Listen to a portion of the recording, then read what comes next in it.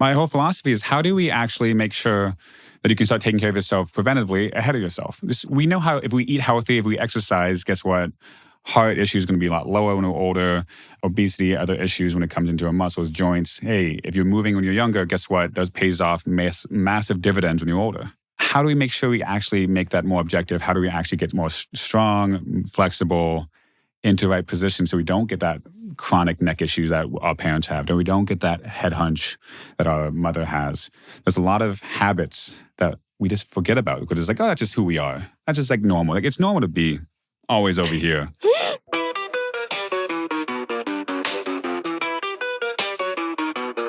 Almost dying taught me how to live. Being struck by a car left me in a 3.5-week coma with 15 broken bones and 16 surgeries to complete, including brain surgery.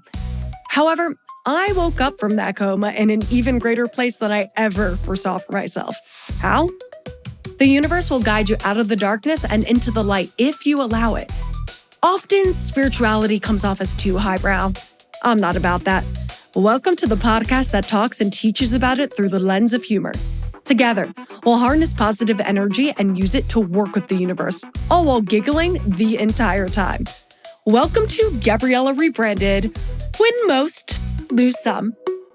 I am so excited for this episode. Me too. Because I feel like we've been practicing for this for months. Yeah, this is my chiropractor, Dr. Jackson Bates. Hey. Dr. Jackson is the lead clinician at Myodetox, which is legit a couple blocks away, right here in West Hollywood. And you specialize in myofascial release, which I did not know anything about until I started working with you, chronic pain management, and strength and conditioning. Yeah. And your clientele ranges everyone from professional athletes to musicians to military vets to brain injury survivors with 6 metal ribs. Yeah, I wonder who that one is. Yeah, I don't know what that one is. But yeah, that's initially why I came to you, because when you hurt the brain, it kind of fucks everything up. Yeah. And as you explained to me, the ribs are like one of the worst things. Yeah, ribs are a tough one. There's not too much you can rehab and move. You can do a lot of breathing exercises and you can work through the intercostal muscles, the muscles between the ribs and that connective tissue, that fascia. But besides that, it's definitely a wait game. Like you have to wait for your body to start healing itself. At the end of the day, the best doctor is our body. It's ourself. It's how we have to make sure we can heal itself. Yeah. And that's the ribs, unfortunately. The ribs are complicated. Yeah. I was planning on distance running a Tough Mudder, which has since been canceled, and a half marathon, which, a spoiler alert, we're recording this a bit early because my podcast release has been delayed due to the fires in Los Angeles. But I was supposed to run a half marathon in a couple weeks. And the air is really bad. Yeah. And your girl had a collapsed lung. Probably not good. So my dad is like, you are not to do that. I'd also recommend that. But it's why I initially went to you. Yeah. And what I was saying before we even started is what's so incredible about you is I've worked with tons of physical therapists, obviously. And you are the only one who I've worked with that you're so conscientious about the mind-body connection and mental trauma and how it affects physical trauma. Yeah. It's so important. It's the biological, sociological, and the psychological component of pain. It's biopsychosocial. And if you don't take care of the mind, if you don't take care of like how you start seeing yourself in like social situations, your physical pain can come out in so many different ways. Just because you broke those ribs and just because you have all these different injuries that happened, there's one of obviously like your bodies have to heal itself, but then also your brain has to get comfortable with like what happened. You have to get over the trauma that actually happened, but then also heal mentally that neural pathway, that ability to feel comfortable moving your body again once it can move again, which is just a fun journey to go on. Oh yeah, it's really fun. It's really fun. It's building trust in your body again. That's why I got into myofascia and that's why I got into that whole world of chronic pain. It's because I want to give people hope and that they can move their body and do whatever they want to do. And I definitely wasn't on the first team of the physical therapists and the chiropractors and people who took care of your body right after the accident, but on this side of the spectrum of we're getting you make sure that you can run a Tough Mudder, that you can run a marathon, you can do whatever you want to do. That's the fun part of the game, is give you hope that you can do whatever you want to do with your life. And you have to start believing you can do it. You have to trust yourself you can do it. And that's a fun journey, but it's really good. And you definitely do that for me. Yeah. Because I keep messing myself up when I try to distance run. And I remember a few weeks ago, I said to you, I just don't think distance running is for me. And you retaliated that and you said that is absolutely not the case. There's so much your body can do. Our bodies are so incredibly resilient. However you can let your body move, however you can start trusting your body again, you can start doing it. There's a level, of course, if everything's fused, then there's other issues, medical conditions that you're like, maybe you shouldn't. Just like with a collapsed lung, and maybe we shouldn't start running with smoke. That's a logical answer. But after your body started healing from the injuries, after the surgeries, after getting stronger, you're getting so strong, that's nothing stopping you. The major thing that's stopping you is your brain. Yeah, the brain. Yeah, that whole thing. The brain's complicated. And just real quick for the listeners, can you explain what the myofascial system is? Yeah, so all of myofascia is, so you got myo, which is muscle. Oh, myofascial. You're good. I said myofascial. You know, it's a strange word. I was planning on getting facial after this. That's what that is. Then the whole fire thing, yeah. So it's myo, which is the muscle, fascia, which is the connective tissue between the muscle. So if you want to think about it as in like an orange, you can have your like pith, that white part between the actual orange you eat and the skin. That's that fascia system. You can think about it as also like a spider web between your skin, between your muscle and your skin. I like that metaphor. I have a bunch of metaphors for you. I'm a big metaphor guy. It's an interesting system to think about. When you start cutting cadavers, you can start seeing the different layers of skin and different connective tissue till you get to your muscle. And a fun thing about when you have a major trauma and major injury, that body starts holding stuff together and protecting itself, acting like a natural cast. So all that fascia, that connective tissue, all that spider web, what it does is hold yourself together and hold that back, hold those ribs tight. Hey, I got hurt once. I don't want to get hurt again. So how do we make sure we don't let that happen? We start telling that internal cast to lock everything up, which is good and safe and makes sense. However, if we want to run, if we want to live, if we want to do whatever we can do, we have to start trusting ourselves and moving again. So we have to start not breaking that fascia, but letting it move, trusting itself. Yeah, and that's something you believe every person is a life athlete. Yeah, huge. It's. I've worked with a lot of the Dodgers. I've worked with the Rams. I've worked with veterans, and you have to see that everybody's the same. Obviously, like the commitment to the body is different. Like the way LeBron pays money and spends time into his health, it's different. Like every day he's spending hours and hours on his health. But for us who are just 3 days a week at the workout at like Barry's or at HiMat or Equinox or whatever gym you want to go to, it's making sure you still have that time to recover. Make sure you have that time to really treat yourself correctly. We have all these great doctors that can tell us that, hey, you have high blood pressure. You should get this checked out. You should take care of this. You should eat differently. You shouldn't smoke because we know that leads to other issues. We don't have that system that clearly when it comes into your muscles, when it comes into your body. Those signs and symptoms are a little bit more quiet. So you need somebody to look at you to see how your body's moving correctly, to say like, hey, you're moving a little bit out of alignment, if you want to use that word. How do we make sure we get everything controlled? How do you get your body to start trusting yourself, moving yourself, getting stronger? Because before seeing me, I know that you were so strong. You had a lot of muscle. You've been working out of the gym. You've been gone through the wonderful work of other physical therapists and that whole procedures. Yeah. But then when I started seeing how you move, how you run, and you're like, hey, I've always had this chronic thing now after accident with my hip and my lower back. What's going on here? And I was like, I see you walk. I start assessing everything from there. And like, okay, cool. That's the issue. You have to start trusting yourself how to move your hips again, how do you move your rib cage again. Yeah. It's a big picture. Yeah. And it's very annoying because you're like, just work the right way. And it doesn't work. But that's another thing that when you were talking about the muscles and like the long term, like do this, another thing you're very interested is sort of like preventing people from going down that path in the future, like stopping future-proofing. Future-proofing, yeah. Yes. Exactly. That's the whole phrase. And my whole philosophy is how do we actually make sure that you can start taking care of yourself preventatively ahead of yourself? We know how if we eat healthy, if we exercise, guess what? Heart issues are going to be a lot lower when we're older. Obesity, other issues when it comes into our muscles, joints. Hey, if you're moving when you're younger, guess what? That pays off massive dividends when you're older. How do we make sure we actually make that more objective? How do we actually get more strong, flexible, into the right position so we don't get that chronic neck issues that our parents have, that we don't get that head hunch that our mother has? There's a lot of habits that we just forget about because it's like, oh, that's just who we are. That's just like normal. Like it's normal to be always over here. But if I did this every day, if I podcasted this way, if I sat every day when I saw patients, it would of course cause some issue with my neck. It would of course cause some issue with my rib cage. It's not if, it's a when. So how do we make sure that we can actually take care of the body preventatively in this world? We all have a great dentist.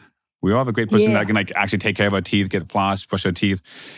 Because we know, hey, if you don't brush your teeth for a long time, somebody's going to tell you. It's going to be bad. Yeah, you can see it. You can smell it. People going to call you out. They're like, hey, Gabriella, what's going on here? So, I got to have a sit-down talk with you.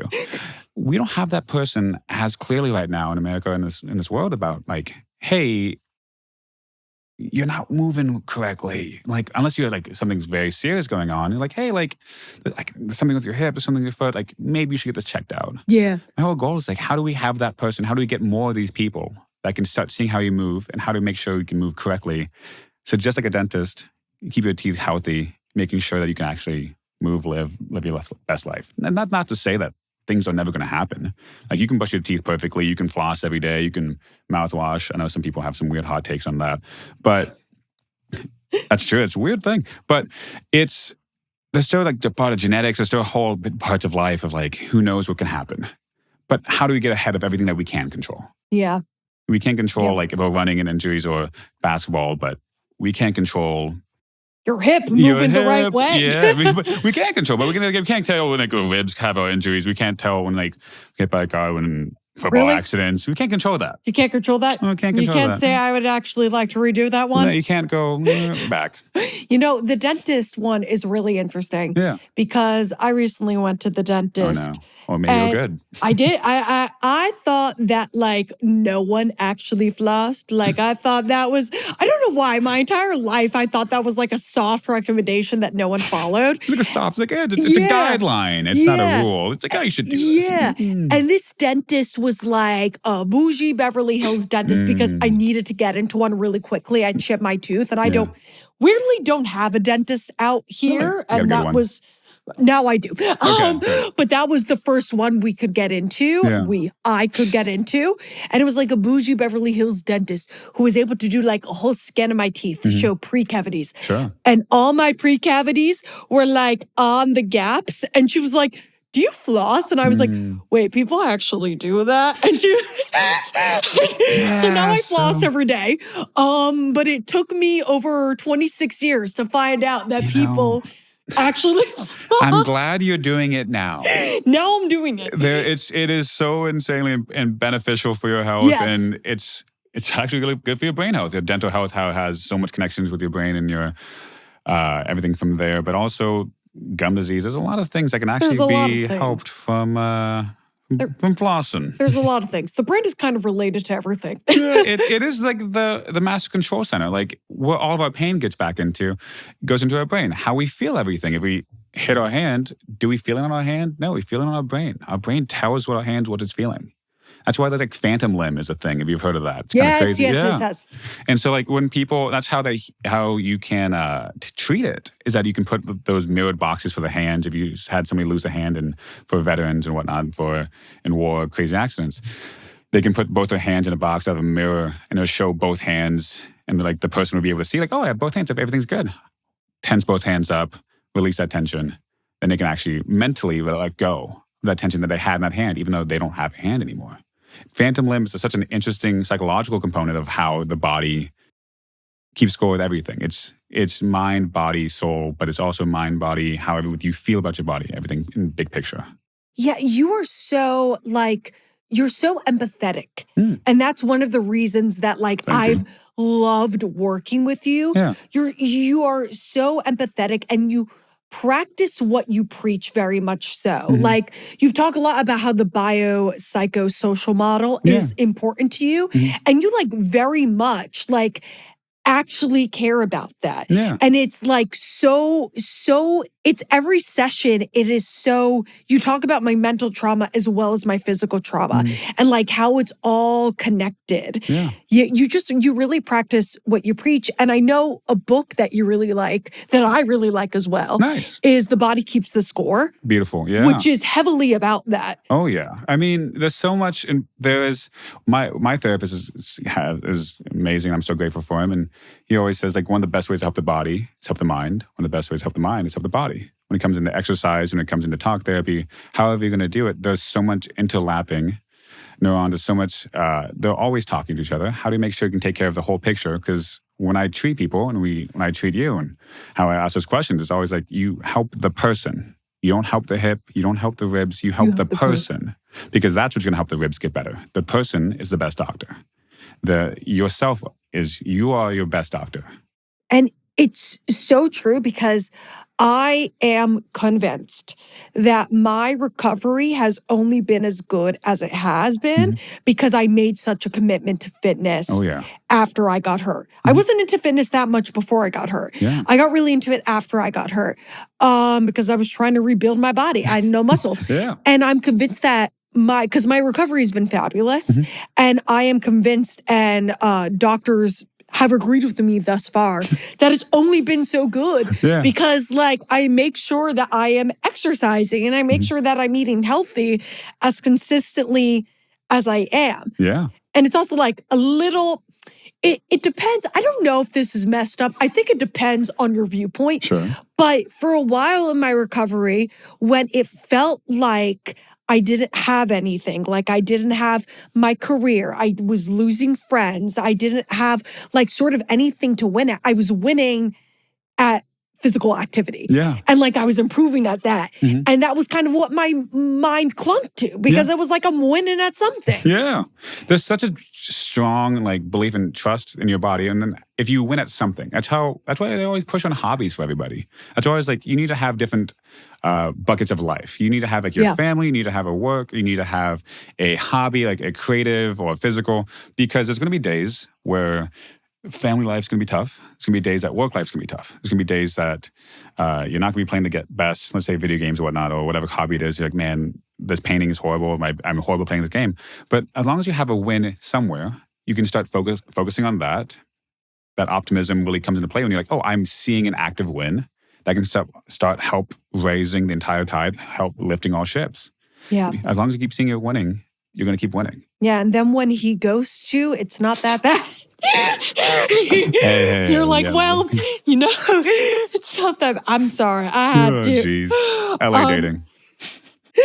But I don't think it's really highlighted in medical journals. Especially, we're getting better about it now, but especially with older doctors, older medical professionals, it's really not highlighted how much the mind and the body is connected. Yeah. And I think that is a major mistake. And in your experience, going through the process of becoming a chiropractor, going through school and all that stuff, did you think that any professors really preached it to you? Or do you think you had to figure it out on your own? You kind of had to figure it out on your own. I find that schooling for me, so it was about that 4-year period in grad school where I was so focused on passing boards and learning the basic sciences, the movement concepts when it comes into like the physiotherapy exercises and whatnot, and everything, joint mobilization and that whole world. But you start really focusing on the very little. You don't start thinking about like what else is involved. It really stops you from thinking big and how the world starts to connect together. The body's so incredibly complex and so incredibly unique. Everybody's so different. An incredible mentor of mine said that once you've seen one person, you've seen one person. You've seen 1,000 people, you've seen 1,000 people. You can't extrapolate that data. Common things happen commonly, but to know two people with even twins, know two people with the exact same bodies. So they can have the same kind of low back pain. They can have the same kind of hip, rib, shoulder, neck, whatever. They can present the exact same way, but they can be because of very different issues entirely. So you have to start trusting and seeing like what else can be at play and testing and ruling out what is involved there. Yeah. And the mind is also the exact same. Oh, yeah. Because with no two brain injuries are alike. So whenever you have a brain injury, it's kind of like a little bit of a guessing game on how your recovery is going to go because no two brain injuries are alike. No one thought I'd be here by now as recovered as I am. Sure. I say that, amazing. I like to keep them on their toes. I like the element of surprise. Your story is pretty amazing. It's pretty impressive, and it's awesome that you're the living embodiment of this. You are the person of like how your body listens to your brain listens to your body, from working out so frequently, from eating correctly, from taking care of it, from the recovery side, from like myofascial side, from exercising, from PT, from the whole world. The more you use your body and tell it what it can do, it's going to trust you. It's going to listen to you more. Your brain's going to listen to you more. Your brain's going to start listening to me saying, your body's saying, oh, I can do that. Whether that's anything in life. And once you stop using something, you're like, you know what, it's over. It's going to be hard to go back forward anywhere.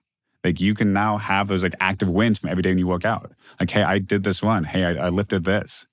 And after you keep doing that, just like a snowy hill, you go down, you fell off the hill. Let's say another metaphor, I'm so sorry. No, but don't you know apologize. I love the metaphors. But you had the accident. You're going down a snowy hill, you get knocked down, you're on a skis, you're on a snowboard or whatever. You're going down that hill and then you get knocked off. You got knocked off to the side, you kind of fell down the way and got down to the bottom eventually, but it took some time to get there. Yeah. How to really start helping the body and helping that brain again, like that neuroplasticity, that neurons in the brain start connecting with the body. You have to then get a whole fresh set of snow and then start going down the correct path over and over and over again. That's going to deeply ingrain how your body moves, how you can listen to your body, how you can trust your body. The first couple of times and going through physical therapy, your body's like, oh my goodness, how am I going to do this again? How can I do anything again? But if you keep going, your body's going to start listening to it.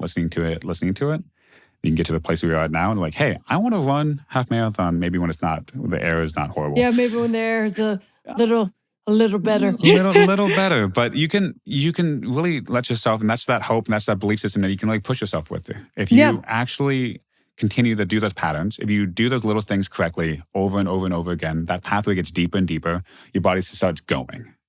Less resistance, you just know where to go. That is how I relearned how to walk upstairs. Yeah. Exactly.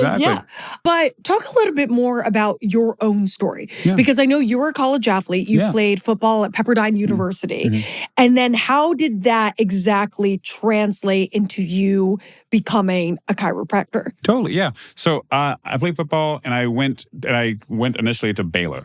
Baylor was like, well, I was going to go to play football. That's what my dream was. That's where I was going to go play football. And I was going to have an incredible career. I was so stoked for this is what I want to do with my life. A lot of people in my family and a lot of people I know all and made it to college sports, made it to college football. And that's just like the direction I really wanted to go in my life.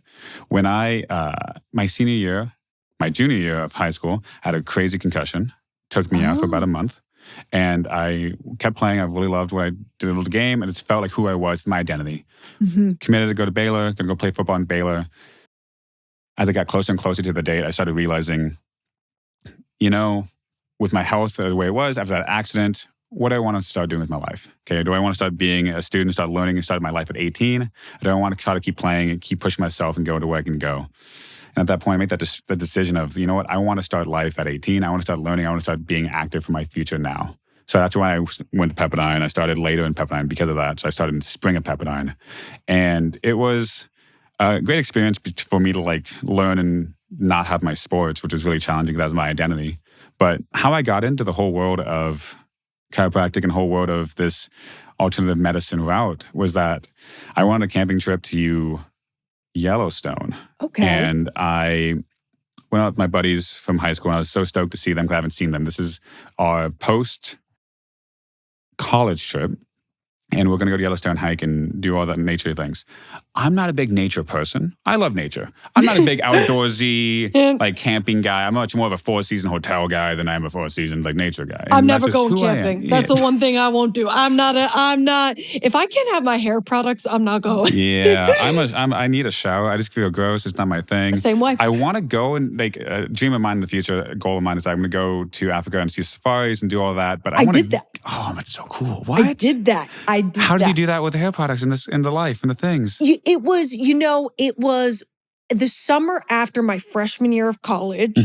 And I think I was less high maintenance about my hair then. Yeah. And then also too, it was kind of like, well, I'm in Africa. Mhm. Like, this is not a photo shoot. Yeah. This is a once-in-a-lifetime experience because I pushed my family to go. I pushed for that trip. Yeah. Since I was like this tall, I pushed for that trip. And it was so incredible that we finally, we're in a financial position that we could do it because it wasn't something we could just do. That's a big it's thing. a whole commitment to go there. And it was just such a once-in-a-lifetime experience that I was like, I am embracing it. Mhm. But that was as rustic as I'll go.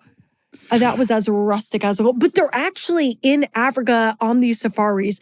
They're like really good about like setting up like Making it campsites that are like more like glamping. Yeah. They're really good about that. That's what I've been told, and that's what I'm into. I love to see it. 'Cause I do love nature. I do photography, and that's like a fun. Like, that's my creative release and get that world to help my brain. But that's my goal of like nature and everything. But the big reason how I got into this whole alternative medicine chiropractic world is that I wanted this camping trip. I brought the wrong sleeping bag, so I slept in the car. All my buddies are out there. I slept in the car. I'm 6'2", all in the backseat, all cramped up, all in this awkward position.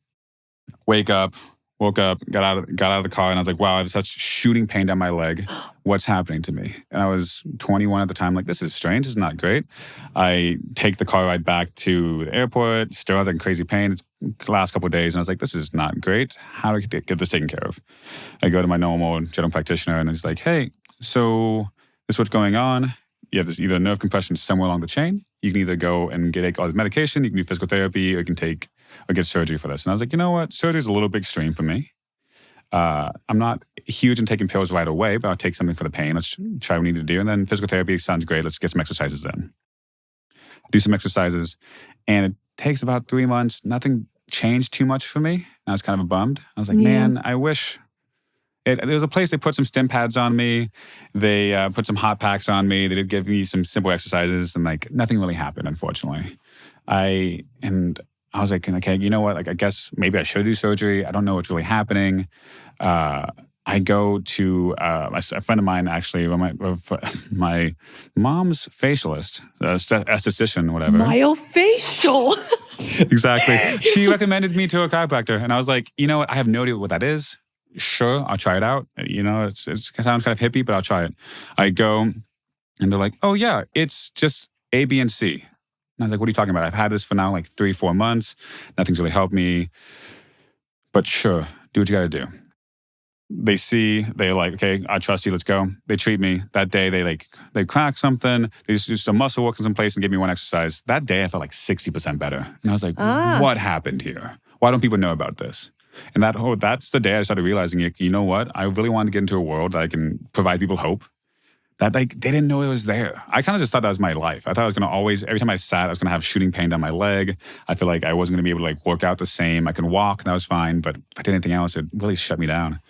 And so I just kind of thought like life wasn't until I got surgery. And unless I got surgery, and then I went to this one person, did some magic, back to normal. And I was like, you know what? I want to provide hope. I want to give people the opportunity to feel like themselves again. I want them to be able to run. I want them to be able to laugh, hike, do whatever they want to do.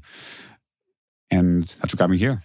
I mean, yeah, it's amazing. I think about when I started with you, and it's already so much different. Yeah. And like, I think about where I was, and like, it was terrible. Yeah. Like it was terrible. It was, but I also think it's amazing that you had the bandwidth as young as you did to choose to like prioritize your health, going back to college, like starting college, to choose to forego the dream. Because it's interesting, you said you had a concussion, which is, we are learning so much more about the brain. That is the TBI. Yeah. And a lot of times when people have brain injuries, a problem is that people really want to, if they're get hurt while doing a physical activity, like a sport, they really want to go back to doing the thing that they got hurt doing. It's like this weird thing that people want to like prove that they can still do it. So like that you at such a young age were like, I'm not going to do this. And then you had your hippie moment at Yellowstone. No drugs involved. It was just more of like, okay, I got to do something about this. Yes. It was interesting. It was such a tough journey for me for that, because football was my life. I was playing since I was a kid, and that's something I knew I was so confident at. As a kid, I just really felt more comfortable with just like moving my body and exercising and playing sports. And that's how I was always made friends. So for me to just cut that world off was very challenging, especially at 18. And that's why I chose Pepperdine, because Pepperdine doesn't have any football, is completely like, I would have to go to USC or UCLA to actually see a game. And that's Pepperdine's all the way in Malibu. It's a whole commitment. So I try to make something and try to go somewhere that campus. Gorgeous place. Zoe 101. I mean, my whole outfit every day was a sweatshirt and swim trunks. I was like, it'd be fine. Yes. It's stunning. But I wanted to go somewhere that I didn't have to be like immersed and like have the itch to play again. And everybody in my life would tell you that the first couple of months of me going to Pepperdine was like super challenging because I really wanted to play. I miss those friends. I miss that connection. I miss that common bond that I had with people from football. But because I chose this world of like, you know what, I'm going to go to academics. I want to see where my life can go from here and not chance it on me making an NFL, because transparently, I probably would not have made it. I was like, you know what, this is the hard decision we have to make. I want to see what I can do. See whatever takes me. And that's what fortunately it got me into healthcare. That is so beautiful, because that is truly rolling with the universe. Yeah. And just like rolling with what you've been given, which is something that I am trying so hard to be better at. Yeah. And I actually have made a lot of progress. You're doing great. I have, because I do my spiritual moment of the week on every podcast. And now I'm doing it now in the middle of the episode. But I do my spiritual moment of the week on every podcast. And again, we're recording this early. The fire's in Malibu. But that was my spiritual moment. Is I had this whole plan to launch my podcast in January. I've been prepping since November. We had episodes recorded. I was told that I should launch it in January by people who knew more about the podcast life than I did, because January is the resolution month and all this, the self-help month. Then these fires happened, and I knew it was not the time, because that would be inauthentic to my mission, because my entire mission is about overcoming trauma and, supporting trauma survivors. So thousands are gathering their own trauma in Los Angeles right now. And if I said to anyone, hey, direct your supportive energies towards me and not towards these thousands of people, that would be so inauthentic to everything I'm saying in every episode. So I was like, it's fine. I still don't know when I'm going to release. I don't know if it's going to be February, March, April. Who knows? We don't know what's going to go on with these fires. And I'm really okay with it. I really am like, all right. And you did that at such a young age. I mean, pause me playing football. Who knows what would happen? Like, you're doing such amazing things. And the fact that you can be like that, acknowledging of that, like, you know what? This is bigger than me. This is bigger than this event right now. Like, I know you've been thinking about this for a long time. You've been working on this for a long time, but you've been like, you know what? Let's pause. Let's take care of those in need. Let's take care of those who are going through this. That's an amazing realization. I think you gotta give it up to yourself. And you've been working on it, but you've been doing it. It's your living embodiment of this. Well, there was a time when I was in need. And there was a time not too long ago when I was in need. And I know what it's like to be in that place. And I mean, I'm hope that when I release it, we are as at peace as we can be in Los Angeles when this episode is coming out. But at the time we're recording this, over 90,000 people still remain displaced. And it's it's definitely a tough time for the city. I do love seeing everybody come together. I've really seen the community. I'm born and raised in LA, and so seeing the community come together and like trying and being supportive, donating, and getting out there has been beautiful to see. It is definitely still challenging, and again, it's I think 30% contained in Palisades right now. I think 50% in the Eden Fire, and so. Still got we're not through the clear yet, but we're not clear yet. But I've never loved LA more than I do right now. And it's really interesting because LA sort of has the rep, and it's a rep that I agreed with, that it can be, a lot of people that are sort of into themselves and self-centered and want to be famous. And I, agreed with that. And it's not the natives. It's not the natives. It is the influencers, the TikTokers that come here and want to be famous. That's what it is. That don't have any actual skill, but they dance really cute. That's what it is. But I think LA has kind of given a fuck you to the world, and that LA right now is really proving that we are the way people have been coming together. It's absolutely amazing. LA, it's my home. It's every time I went to school, I always came back. And it's just, there's such a beautiful nature in the people here. And it's where people go to and travel to for a reason. I've always said, like, being local and native, it's whatever you want is here. You just have to find it. And the danger of LA is that when people come to LA, and people from like the TikTok world or from acting, music, whatever, I have no problem with people coming. But you have to like help and like provide something for LA instead of just trying to take something from LA. LA has so many beautiful, like, the art scene is incredible. The financing, whatever, healthcare, food, whatever you want to get into, like, the world is there. Yeah. You just have to make sure, like, one, you have to find your people. You have to find your tribe. I know a lot of people come here and they're like, man, like, my people aren't there. It's hard to find your people in LA. It is hard. I will say that. But once you find your tribe, it's good, but it's hard. It's definitely, it's not like New York, where it's like in your face. Yes, exactly. Like, New York is like, hey, come to my comedy show. Do this today. And I'm like, okay, like, sure, I guess. But LA is like, if you want people in that scene, they're there. They're there. Them. You just have to find them. It's different than other places in the country where you don't have that like access to everything. But it definitely is. You have to be outright like searching and looking for that. Yes, exactly. And just going off controversial things. Sure, let's do it. I have to put you on the spot a little bit. So die with a 0. Yeah. First of all, I have not read it yet, but you've given me the gist. Yeah. I'm going to read it. But yeah, there's a lot of things that I'm reading right now. Yeah, I get that. But you've given me the gist. Uh-huh. And die with 0, the gist is, correct me if I'm wrong, it's live now. Live now. Like, don't be so hung up on saving. Like, do stuff for yourself now, which I agree with. I do. And the gist that you've given it to me, I think I will really enjoy the book. However, when I was doing some research, okay, here we go. The haters of Die with 0 say it's coming from a place of privilege because you don't know if you're going to have a health crisis. You don't know if something like the LA fires are going to happen. Oh, yeah. And you need a surplus of savings. I personally think Die with 0, what it's actually suggesting and what I've gotten from you is sort of to split the difference. I don't think it's saying have $5 in your bank account. Yeah. I think it's saying travel the world, but don't travel first class. It's just to do what you can do. There's like a healthy limit of it, of course. It's not saying like spend every dollar so you have no dollar. But it's the whole like philosophy of it, at least that I've taken away, that there's a nice curve of where like money becomes important to you. Yeah. But when you're 5, you don't really care like about making $100 or having $100. You just want to make sure you're there with your parents. You want to make sure you can hang around, eat. What you don't think about like money like that. And when you're 95, you just want to be able to see your grandkids. You want to be able to see people. You want to be able, like, you're not going to be able to travel the world. You're not going to be like wanting to go to the World Series or the Super Bowl.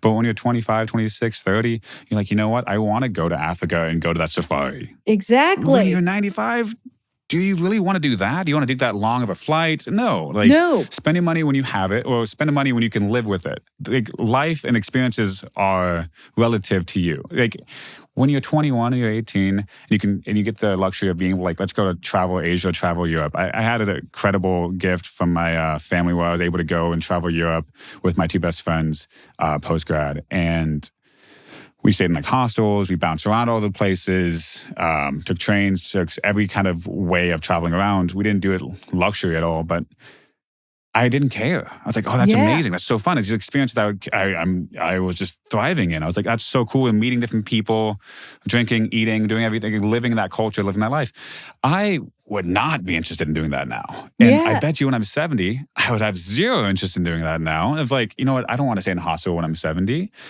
Some people do. Some people might want to. Like, different strokes, different folks. Do what you want to do with your life. But at the same time, like, there's a benefit of doing it when you have that energy. Yeah. No, 100%, because I went abroad when I was in college. Yeah. And we were college students. We had no money. Yeah. But we still traveled. I forget the exact number, but I think I went to like 14 countries and 18 cities because I went to Italy like 4 separate times. But we were very much doing it on the cheap. But it was just like, you just wanted to go and see it. Yeah. But I have to say, you bringing up post-grad trips twice now, a little, because I was a 2020 grad. Oh, yeah. I'm So so I'm sorry. COVID grad. So I was supposed to go on my Yeah. post-grad trip to Thailand. Oh, my gosh. And that obviously did not happen. Yeah. Man, I did not notice COVID will do face. that. I'm so sorry. So this post-grad trip, they both sound incredible. Oh, yeah. I'm a little jealous. Hey, I got nothing. A hand up. My bad. I'm sorry. No, it's fine. I'm not that mad. It's fine. It's fine. It's okay. Oh, geez, I'm sorry. But I think that is beautiful because I think that sometimes people can be a little too hung up on saving for the future, and especially like, I'm fully convinced the world is over in 20 years. I mean, I'm a climate change person. Look at what's happening in California right now. Yeah. I'm like, no, we have to live now. And I'm so a person that's so in support of that. There's a difference of like living that tomorrow's never, that tomorrow's going, you're going to die tomorrow, or that tomorrow's never to come. And there's people that like, you know what, how do I actually live today? Yes. There's a difference between those two people because people who can live today would enjoy the food, they can enjoy what they can. People like, you know what, not tomorrow's going to be the end of it. They're going to do everything like there's no tomorrow. It's dangerous. You can get a little bit more on that borderline kind of impulsive side of things. But the idea, I know for myself, when I came out of school, I was like, you know what, I really want to pay off my loans instantly. I want to live as meekly as possible. I don't want to have any fun. I don't want to spend any money doing other things. Like, you know what, I just want to hustle as much as I can, grind as much as I can, work as much as I can so that I can pay off my loans, so that I can financially be independent, retire early, do that whole FIRE concept. And I started having this like change when I read that book. And I was like, you know what, why grind? Why hate myself so much to not enjoy life? Yeah. Like, there's obviously a balance of like working hard when you're younger because that's the timing, set yourself up for your future, family, etc. But there's a big part of like enjoy life. You need to. You only have one of it. That's the only thing you can control. The only thing you can control is like how does your body move? How do you feel? Do what you can do what you can. And you don't know if you can travel when you're 70. You don't know if you're going to make it to your 70. You don't know if you're going to want to travel when you're 70. But really enjoy like the now. And that's that whole principle of Die with Zero, and which really turned my whole world around when I thought about money and that whole like way of living. I got turned on to it, funnily enough, from a guy who is very financially well off, who has an insane job, insane world that just lives in a different universe than I do. And he's like, Jackson, you gotta check out this book. It's incredible. It's like changed my life forever. In my mind, I was like, I know what you do. I know where you were last weekend. I know you were partying in Ibiza doing this. And I was like, man, like we're two different people. Like, you know, I'm a chiropractor. You're traveling the world every other weekend. But you know, I had another friend of mine also recommended to me at the time. And I was like, you know what? That's too many occurrences for me to turn something away just because of my own silly ways of being like, come on, a judgment on it. Started reading the book and I was like, wow, I was wrong. I didn't text that guy yet. I should text him. You should. But I was really like impressed with like, you know what? This isn't like, from a hyper place of privilege, but it's much more of like, how do we live now? How do we live and enjoy life today? That's actually really interesting that you say that, because somebody told me to read Die with Zero shortly after you told me to read it. And that is like kind of a universe thing. Yeah. Like that is like sort of like a thing, like if something's in your face or like somebody says one thing and then it comes up again, like you are supposed to do that. Yeah. That's the universe saying do this. And someone mentioned Die with Zero, a friend of mine, right after you had told me about it. And I was like, someone literally just told me about this. So, yeah. There's coincidences for a reason. Like, I'm not a big superstition person, but there's a difference of that. I think the universe, God, whatever you want to say, puts things in front of our face commonly. Do we acknowledge it? Yeah. Do we see that? Like, what's a sign, what's not a sign? But if we keep getting told the same thing, you know, maybe might as well check it out. Yeah. You never know. I personally don't believe in coincidences. Yeah. Everything happens for a reason. Everything... I don't believe in coincidence, but I know that, I know that people will debate me on that one, but I personally am on my spiritual juju 100%. bullshit of not believing in coincidences. Yeah. Well, I mean, and I think you have every right to. I think there's enough in life that's a beautiful way to live, and you've gotten to where you are now from thinking that way, and that's a great way to set yourself up for the future. Again, that's that optimism, that's that way of thinking that's going to only bring you more and more success, bring you more happiness. Live today and enjoy. Okay. Now. Hand motions. Yes, hand motion. I talk with my hands a lot. That's why I always have my nails all fancy.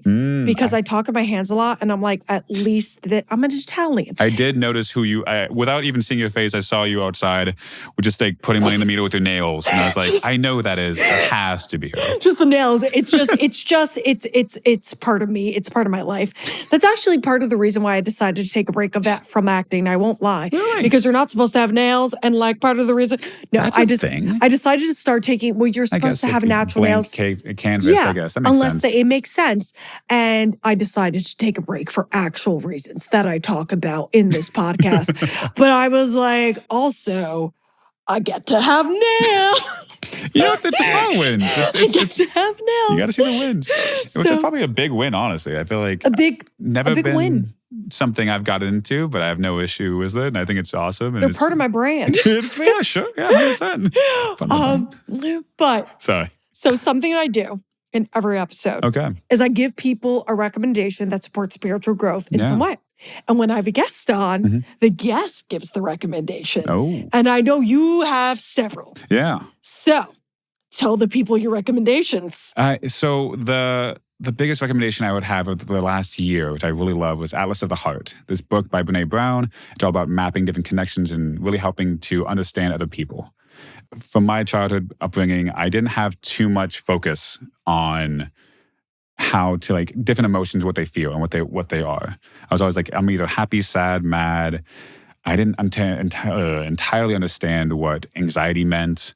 This book really gave me a much better understanding of so many different emotions and so many different ways to think about the world and connect with people. I think in spirituality, I think when it comes into universe, God, etc., it's God is love, universe is love. There's such a connection with everything, and that's within each one of us. I think it's how we can connect to each other. That's how we can really show, wow, there's so much more to us. There's so much more. There's something bigger than us, is how we can show up for each other. And just like with the LA fires, I find the fact that we can all bond together. It's what I said earlier, that I see everybody come out, support, donate, help. That's how I can know like there's something bigger than us. For example, anxiety, I didn't really know what that meant, how that, like the details of it, I didn't see Inside Out 2 yet. There's so many different things of what was going on that I just had such a very blank understanding, like, okay, I hear a sentence and that's it, as opposed to like the depth, the nuance, and how other people can be feeling these things. And so when I read that book, I started realizing like how I can communicate and how to actually feel what I'm feeling more to help get through those journeys and really help connect with people. I feel there's a beauty of what you've experienced in the unfortunate trials and journeys that you've gone through, but now you can really, again, connect with people who've gone through terrible, challenging issues and accidents, etc. There's so many, life is all about a journey and all like the different journeys you take on it. Yeah. And I feel the more you can connect and the more you can feel people with not necessarily having that exact same journey, that's how we can really start supporting each other. Not everybody can live that exact same life. Again, there's no two of the exact same people. Nope. Nobody, even if you have the same nature, nurture, whatever you want to say, we're all unique individuals. We all think differently. We all feel differently. How do we then connect with each other to help create something bigger, create something better, and really support each other? Because that's how we're going to make those bigger changes in the world. That's how we're going to help bring back LA. That's how we're going to help the world and all the issues and heal our body, heal our minds, is through each other and support. And I love the book because it's so helpful for me to like start feeling, okay, what am I actually dealing with? So then I can actually come to the table more prepared, more open, more ready to hear. But the more you can be prepared, the more you can know about yourself and know your own biases, the more you can support everybody else, the more you can really start hearing everybody from where they are. Again, I started talking a little bit about it, but when I was a kid, I started wearing hearing aids when I was 5, and I was always having trouble like hearing people, but I always felt like I can understand or I can listen.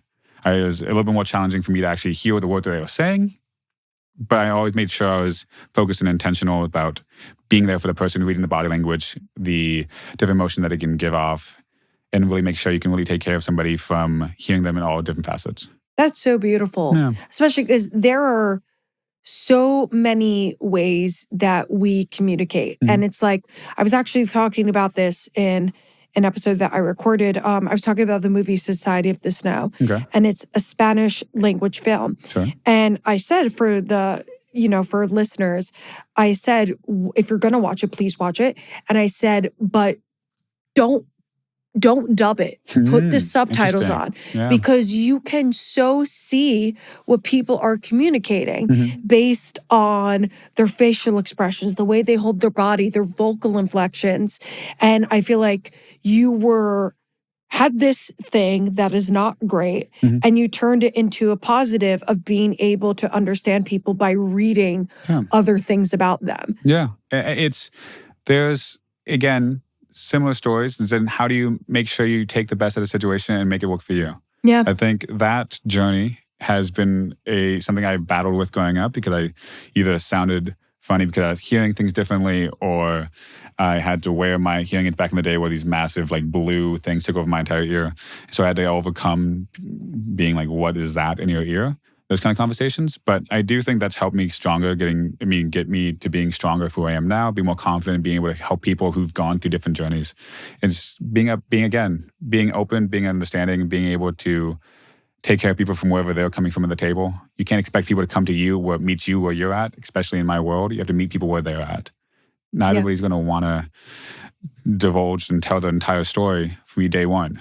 Yeah. But I got to find out, okay, what's going on with this person? What's going on with their hip? What's going on with their body? What's their goal? Why do they want to do this? Why is running important to them? And once I found that, that's how we can start taking care of you. We can make sure that you can get running your gait mechanics, your strength in your hip, but making sure that you feel comfortable, you feel confident, you feel strong, that you can do that again, and that you can run again. That's going to help you center your mind on these exercises, center your mind on everything we do, get you better. Yeah. The huge belief of mine from the moment I understood what happened to me was that I was going to bleed all the positivity I could in this terrible situation, into this terrible situation. Terrible at face value, but, it brought me here. Yeah. So terrible at face value, I mean, your experience brought you here. So it really is mindset and the beauty of it. And I really appreciate that you developed that so early and so young. You're very advanced. I try my best. I don't say that to me, but no, it's all about just like being intentional. I find that the more passionate you can be, the more intentional you can be. That you can start making some changes. And trust me, it's been a learning journey. I've made all sorts of mistakes, and I most likely would make some mistakes. I'm going to make mistakes in the future. Oh yeah, that's how we learn. 1,000%. It's but just that's more, how we learn. And that's how we keep learning. Yeah. And it's just being intentional. Like, hey, what do we want to do? How do we want to be there? I'm not a big like leave a legacy guy. I think there's people who like get really die hard into that world. But how do I just help one person? How do I help another person? And that's it. Yeah. There's a couple texts that I have saved in my phone that when I'm working in those days, I'm like, man, this is a long day. Things are going on with my family, things going on with my relationship, and they kind of a little bit beaten down. Or like, it's a tough day at work and like things just aren't working my way, tough times with different colleagues or whatnot. I'll just look back at these phones and seeing like the people I've able to help, people saying, thank you so much. I can't believe I've been able to do this again. And this small, like just making sure I know I helped one person made me feel happy. You can't imagine, as long as you help one person, you can change the world. Yeah. That's my thing with this podcast. If I just help one person, I've done everything I want to do. Yeah. And I'm another person that you've helped because, due to the air, I'm not going to do it. Okay. But if it wasn't for the air, I'd be able to do this half marathon. Yeah. And the Tough Murder got canceled, but if it wasn't for the cancellation, you can I would have also done do the it later one. too. I can do it later. It was actually rescheduled to March. The people I was doing it with, I don't think they want to do it in March, but I can do it. You can do it. If you want to do it, you have the ability to do it. Exactly. And now if I want to do it, I have the ability to do it. Yeah. And it's also like, just because I'm not running these things anymore doesn't mean I'm going to stop my sessions. Yeah. Because I still have things to fix, and there's always going to be more physical things I want to do. It's the life. It's the life athlete. It's not just making sure you can be a runner for this marathon coming up next week or in a month or 2 months, but much more of like, how do I want to make sure I can be running, play with my kids, play with my grandkids? I don't want to be able to travel the world and actually do want to be in hospital when I'm 70. Give you the ability and the access to do as much as you can for as long as you can. Yeah. That's the goal. And the next thing that you're helping me with is learn how to do a split, because I saw a video of Sabrina Carpenter doing a move. And I was like, I want to do that. So now Jax is helping me learn how to do a split. Here we go. If you wanted it, we can make it happen. Exactly. I want to make it happen. And see, all the belief. Yeah. All the belief. It's being confident in it. It's just knowing how to get there. It's being clear with objectives of like, okay, if you can stretch this muscle, if you can get this kind of strength, if you can get this comfortable, trusting yourself in this position, repetition, repetition, repetition, you're going to get there. And I know that we have not started to practice yet, but I know that you've told me that the mistake people make is they're too focused on the legs and that doing the split, it comes from your back and your hips. It's the full picture. And again, it's just how running is not all, like back pain from running isn't just from your back. A lot of times it's from your foot, it's from your knee, it's from your ribs, from there's so many different things you can take into that picture. Just it comes into splits. You can look at the one spot like, oh, okay, it has to be this. Yes, but also what else is getting affected? Yes. Take care of the person, not just the one area that they're restricted in, not moving well in, etc. So you've given me another book I need to read, and I will tell the listeners when I master the splits because we're going to do it. I kind of like that. That'd be a fun photo. That'd be a fun photo. We have it done. You're like, hey, go back and listen to the podcast. I did it, guys. Goodness gracious. That's going to be your victory. Awesome. Anyway, Thank you so much. My pleasure. Has been great. Of course. We've been prepping for this since May 2023, 2024. Yeah. But we've done it. This has been Gabriella Rebranded, Win Most, Lose Some, Dr. Jackson Big. Oh, real quick. If you want to, I'm going to post your links. If there's any you want to send me your links and I'm going to post it. But if there is any place you want to tell the listeners to check you out, I'm going to put them in the episode description, but also... Yeah, totally. Instagram is dr.jax, DOCTOR.JAX. Jax is just what my family and my friends have called me for a long time. Mostly, honestly, my family. And so when I started making that my Instagram handle and having people call me Jax, I was always like, oh, that's kind of interesting. I've always only heard my sister, my mom, and my dad call me that. But I kind of opened up that part of myself to the world and see how that goes. So Dr. Jax on Instagram.